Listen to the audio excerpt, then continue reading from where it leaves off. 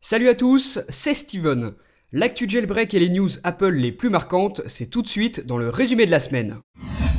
Style HD, c'est le nom du thème de la semaine que je vous ai d'ailleurs présenté en vidéo et qui va permettre de personnaliser totalement l'interface de votre iPhone ou de votre iPod Touch.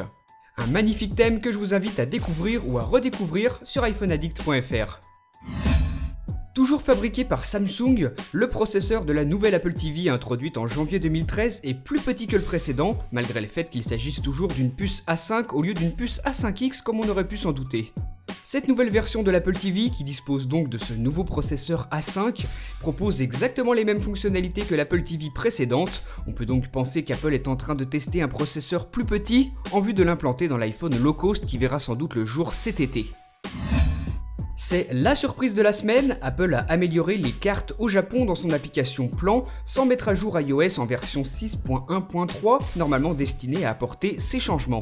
iOS 6.1.3, toujours disponible en version bêta 2 pour les développeurs, devrait donc apporter à sa sortie principalement des corrections de bugs et des améliorations de performance pour l'iPhone, l'iPod Touch et l'iPad. Evasion, le programme qui permet le jailbreak untethered de tous les iPhones, iPod Touch et iPad sous iOS 6 s'améliore encore. La version 1.5.2 apporte le support de 3 nouvelles langues, le français, l'allemand et le chinois. Les instructions affichées sur le logiciel pendant la procédure de jailbreak seront donc traduites pour une meilleure compréhension et une fois de plus, les paquets préchargés de Cydia ont été modifiés pour un temps de chargement plus rapide à la première ouverture de Cydia. Il s'agit donc d'une mise à jour mineure du programme Evasion, et bien entendu, si votre iPhone, iPod Touch ou iPad est déjà jailbreaké, vous n'avez pas besoin de refaire ce jailbreak avec cette nouvelle version. Google Now, le service de Google actuellement réservé aux appareils Android, pourrait bel et bien être disponible sous iOS pour iPhone et iPad. Une vidéo promotionnelle a été publiée sur YouTube puis rapidement retirée, ce qui nous fait donc penser que dans un avenir proche, les terminaux iOS pourront disposer de cette fonction qui permet de faire des recherches sur Google et qui propose des fonctions similaires à Siri, l'assistant vocal d'Apple. Il nous reste donc à patienter quelques temps pour voir comment va réagir Google et si cette nouvelle fonctionnalité sera bientôt disponible.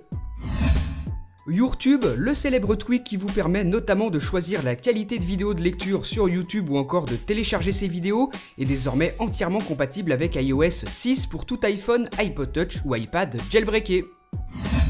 C'est un brevet très intéressant déposé par Apple et mis en lumière cette semaine qui prouve que la firme songe à un nouveau type de smart cover. La protection contiendrait une batterie et proposerait de recharger l'iPad lorsque celui-ci est sur le support ou recouvert par la protection. Le brevet a donc été déposé, mais à l'heure actuelle, on ignore si Apple travaille réellement sur la question. En tout cas, une chose est sûre, si cet accessoire venait à voir le jour, il serait très intéressant.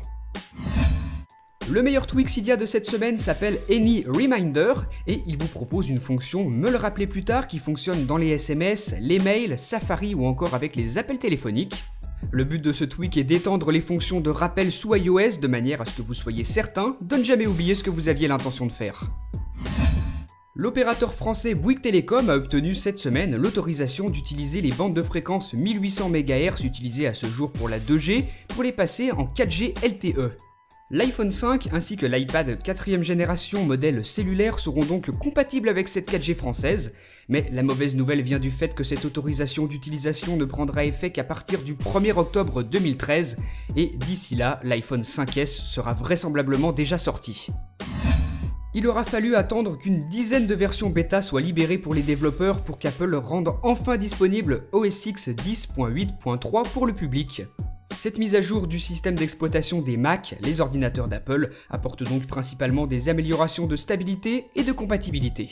Enfin, comme pour toutes les news présentées dans cette vidéo, si vous voulez plus de détails sur le sujet évoqué, je vous invite à regarder la description de la vidéo dans laquelle vous retrouvez un lien vers l'article sur iPhoneaddict.fr pour avoir plus de détails sur toutes ces informations en attendant le prochain résumé de la semaine, vendredi prochain.